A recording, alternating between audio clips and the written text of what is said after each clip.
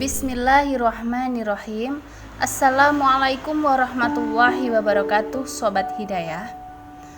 Para ahli purbakala pada zaman ini menelusuri kota-kota yang lenyap dari sisa-sisa umat terdahulu, agar mereka mengenal kehidupan nenek moyang, mengetahui keadaan dan kondisi mereka.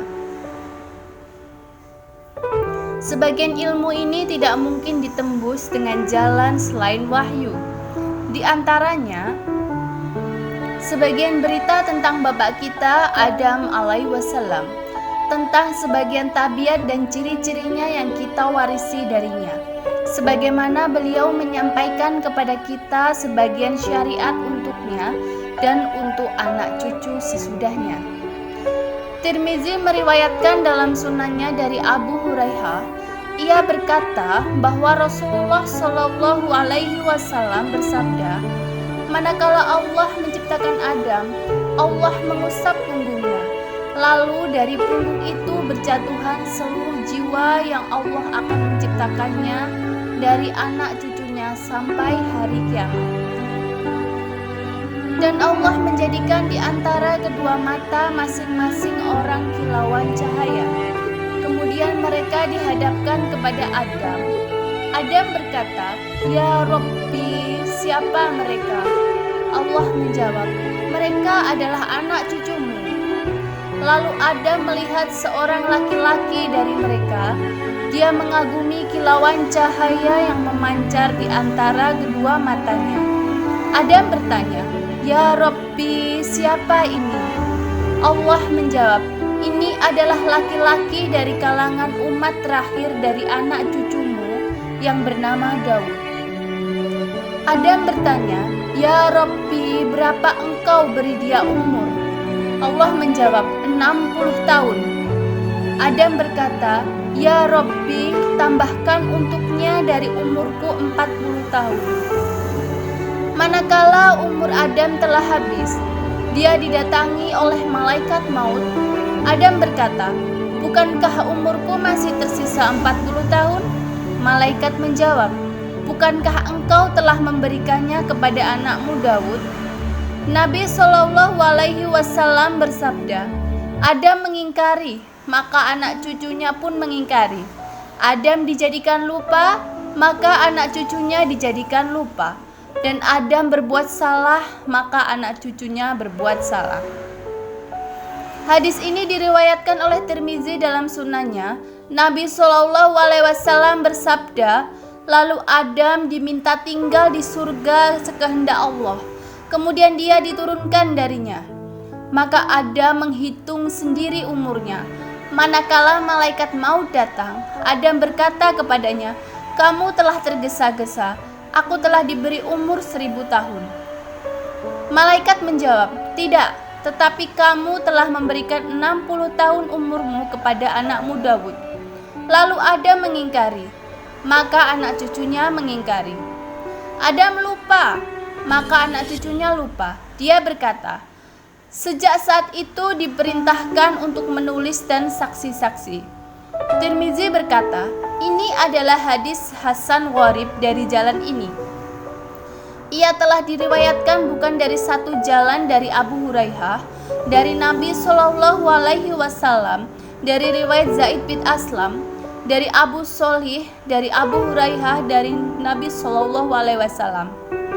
Hadis kedua diriwayatkan oleh Tirmizi di dalam kitab tafsir. Allah menciptakan Adam dalam keadaan sempurna dan lengkap, tidak seperti yang diklaim oleh orang-orang yang tidak berilmu, bahwa manusia berevolusi dari hewan atau tumbuhan. Allah menciptakannya dari saat pertama dia diciptakan sebagai seorang yang berakal dan berbicara. Dia memahami apa yang dikatakan kepadanya dan dia menjawab dengan benar. Setelah ruh ditiupkan kepadanya, Adam bersin. Maka dia memuji Allah Azza wa Jalla. Allah menjawabnya, "Semoga Allah merahmatimu, wahai Adam." Allah memerintahkan Adam agar pergi ke sekumpulan malaikat yang sedang duduk dan mengucapkan salam kepada mereka. Para malaikat pun membalas penghormatannya dengan penghormatan yang lebih baik. Dan Allah memberitahukan kepadanya bahwa hal itu adalah penghormatannya dan penghormatan di antara anak cucunya. Adam berjalan, mendengar, berbicara, bersin, mengerti, dan memahami perkataan. Anda lihat dalam hadis betapa besar perhatian Allah kepada hambanya, Adam. Dia berfirman kepadanya manakala dia bersin, "Semoga Allah merahmatimu, wahai Adam." Dan barang siapa dirahmati oleh Tuhannya, maka dia mendapatkan perhatian, perlindungan, dan kemuliaannya. Oleh karenanya, Allah menerima taubatnya manakala dia terpeleset dari jalan lurus, kemudian Adam kembali kepadanya. Allah juga memaafkan kelalaian kita dan mendukung kita dengan ruh darinya.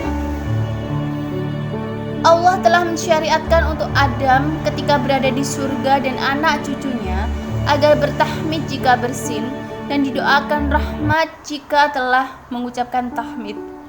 Dan Allah telah menjadikan salam sebagai penghormatan anak cucu dan keturunan sesudahnya.